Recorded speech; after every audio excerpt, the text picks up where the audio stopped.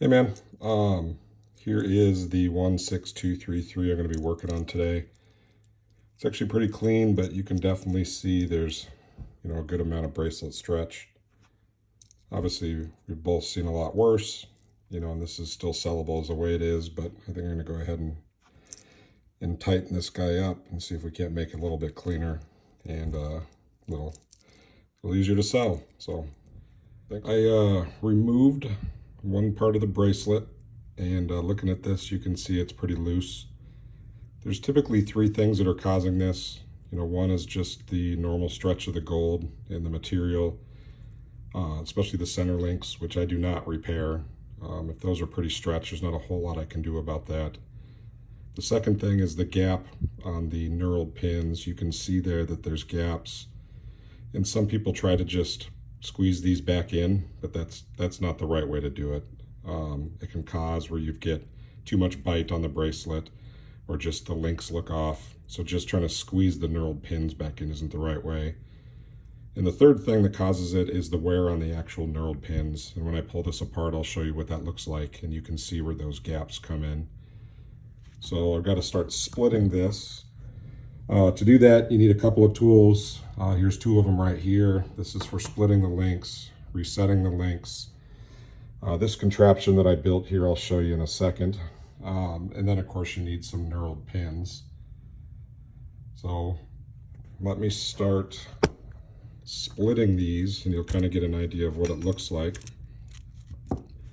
which I've never done with a phone in front of me, so bear with me here, Derek.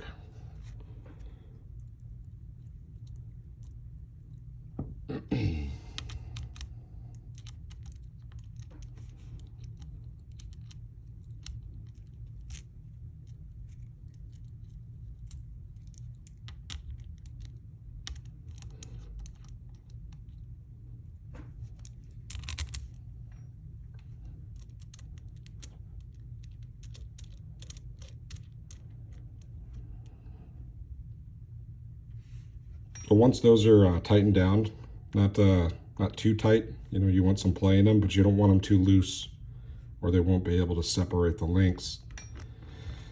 Then you just simply crank them apart. You start to feel the pull on them, and you've now split the link. And you can see the two knurled pins inside there. One thing that's important is to keep all of these together, because obviously there is tapered links and you want to make sure you don't misplace which link goes with which part. Separate all these, and you can see we have two knurled pins still attached in there. I don't know how well you can see it here on video, so let me see if I can, but you can see there's actually wear on the pins there and indentations. And those gaps are actually what is the third issue that causes the stretch on the bracelet. So replacing these and then resetting the pin helps quite a bit. Now this is where the difficult part comes in. The next step in doing this is, these were a real bitch. And I saw on YouTube, a lot of people would take like a pair of pliers and grab onto the link and then grab onto the pins and try to split them. The problem is that if you pull too hard or you twist, it breaks the knurled pin off inside the link, and then you got to drill it out, which sucks. The other issue is you can damage the actual link by grabbing onto it with a pair of pliers, which also sucks. So I'll get to that in a minute. Let me keep splitting these, and I'll kind of show you the process here, and I'll be back with the second video. All right, so the next step after I have all the links split, as you can see, you still have a bunch of knurled pins that are set inside those links. So this is the fun part, where in comes this medieval contraption I built here. So this is actually the tool for adjusting oyster and splitting oyster bracelets.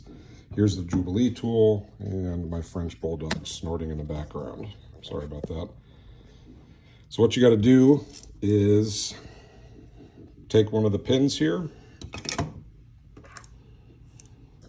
See if I can get all this. And what I've done is I've turned around one of the clamps and tightened it down around the link, so it's holding it in place, and it's curved so that it doesn't damage the link. Next, take a set of vice grips and grab onto that knurled pin. And again, you know, I saw some videos on YouTube of people pulling them out with pliers, trying to do it by hand, and it's really hard to do. In most cases, you'll break the pin if you're not careful, and you can damage the link. So with this device, actually all I have to do now is tighten this down, and you can see I'm pulling straight on the pin, and I can pull the knurled link right out.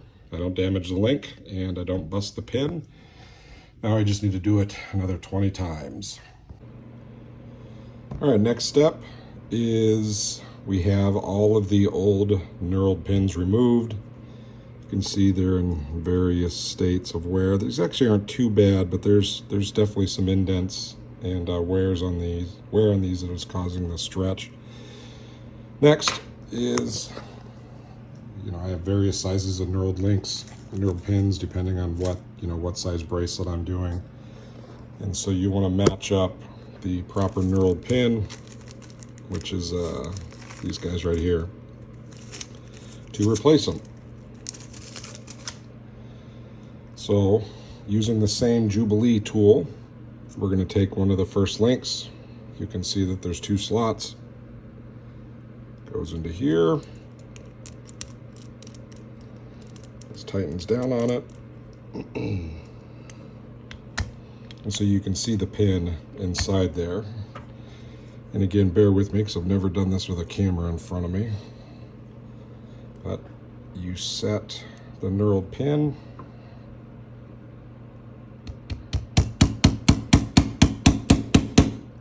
You hammer it in enough basically to get it started. You don't need it all the way in because you're going to set these.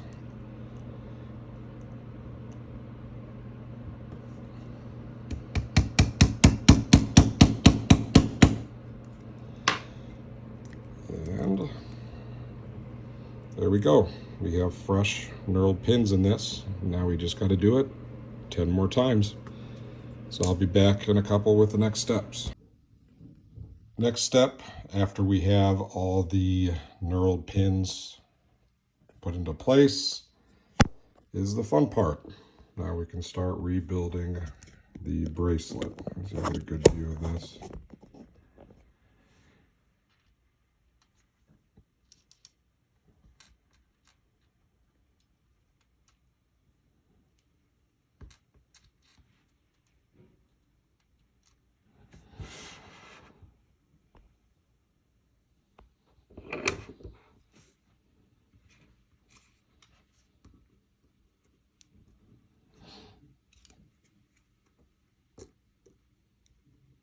I'm going to make sure all the gold links obviously are placed properly.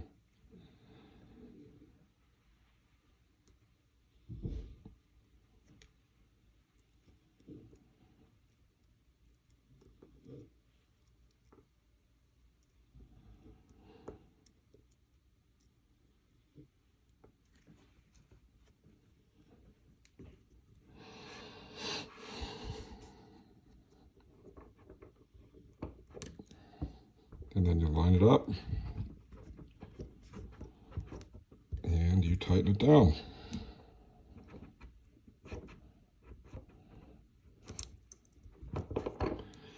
And we have just reassembled our first link. You'll need to go back in and tighten it a couple of times to get it kind of where you want it, but that kind of gives you an idea. I'll just keep going. So here is the original bracelet, and here is the rebuilt one. You can see that the play in this one is significantly reduced. This is still the loose bracelet, but one of the things I'm careful about when I'm rebuilding these, I still leave play in them. Sometimes I've seen people that do rebuilds that tighten these down too much, that push the links together, and then there's no flex in the bracelet, like it's tight and it binds up and it doesn't sit right. So this is a good way to do a rebuild where you've got like a nice bracelet, but it's still flexible. If you put these in and just squeeze them down to the point that they don't adjust, then yeah, the bracelet will be perfectly straight, but then it doesn't sit right when it's on your wrist. So that's a quick rundown on rebuilding a bracelet. I'm done rebuilding the bracelet on the 16233, and you can see that it's significantly better. Now, if I did want to over tighten it, I could, get it up a little bit. Giggity. The problem is, though, then you kind of lose the flexibility of the Jubilee bracelet, and that's why I don't like over tightening them, is I do want to leave a little bit of flex in there so it's still comfortable, it still sits nicely on the wrist, and it doesn't bind up when you're wearing it.